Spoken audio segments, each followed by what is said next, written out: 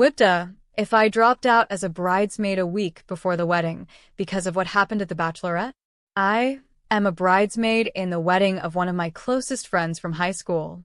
This past weekend, she had her bachelorette party at the groom's family cabin. We were supposed to spend 2 nights there. To give you some context, I am mixed race, of Jewish and Asian descent. Everyone else in the bridal party is white. I grew up in a very white town, so these girls were my childhood friend group, though we've been long distance for a while now. For the bachelorette, I wanted to host an afternoon tea party. In my culture, weddings are a massive deal, and I wanted to share that joy. I spent weeks hand-decorating a tea set as a wedding gift and cooked a bunch of traditional food, like lumpia and homemade desserts. I checked with both the bride and the maid of honor beforehand, and the bride told me she loved the idea. I was so proud of how beautiful everything looked all set up. But the moment we sat down, a few of the girls, specifically the groom's sister and cousins, started making disgusted faces at the food. One of them actually grabbed a cream bun, chased another girl around with it, and laughed about how weird and scary our food was. The rest of the group just sat there in silence, and the bride didn't say a single word to defend me. Still, I tried to brush it off. I figured maybe the food just wasn't for them. But then the alcohol kicked in, and things took a really dark turn. They started shouting incredibly cruel racist jokes. From there, they moved on to anti-Semitic jokes about the Holocaust and concentration camps. One of them literally said, "I say a lot of Nazi and Holocaust jokes for someone who isn't racist." I was trapped on a boat in the middle of a lake with them when this started. I had absolutely nowhere to run. Later that night, as I went into a room to grab my things and head to bed, I overheard the main perpetrator talking to one of my closest friends in the group. She said, "I was worried you'd be offended by the Auschwitz jokes because you're German." My supposed friend replied that she wasn't offended at all. I couldn't take it anymore, so I spoke up. "Well, I might be offended because I'm Jewish." As I turned to leave with my stuff, the girl shouted behind my back, "Look, she's going back to Auschwitz." My friend, the bride, everyone laughed. I walked outside shaking and started crying in the garden.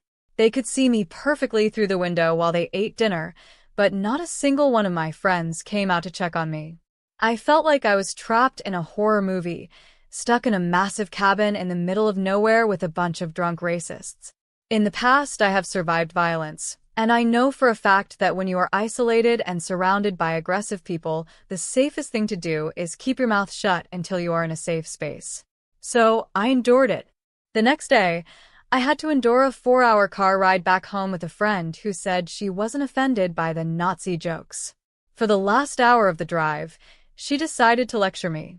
She told me that she is someone who can be cordial around people she doesn't agree with, that I needed to put myself in other people's shoes, and just assume they had positive intentions. I repeatedly asked her to drop the subject because I was physically exhausted. I have a moderate disability and a vocal cord disorder. Traveling 4 hours takes 110% of my energy, and I could barely speak. But she just snapped, "This is my car, and I am driving, and I don't want to deal with this tension. We are talking." I had to sit there and take it out of fear that she would drop me off on the side of the highway in the middle of nowhere. It broke my heart.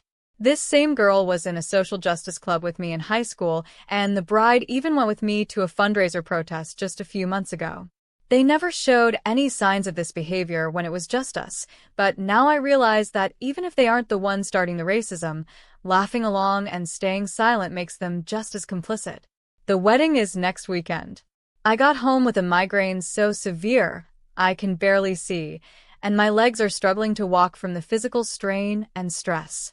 All my friends of color are telling me to drop out immediately, but a part of me still feels guilty for letting down my childhood friend.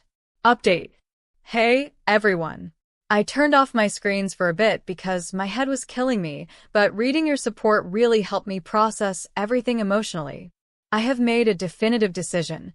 I am not going to the wedding. It is not worth destroying my physical and mental health for people who couldn't be bothered to stand up for me, or even check if I was okay after having the worst tragedy of my family's history mocked right to my face. The damage is done, and that supposed friend in the car crossed a boundary you can never come back from. Tomorrow, once I've rested and have a clear head, I will figure out exactly what to text the bride to let her know I am out.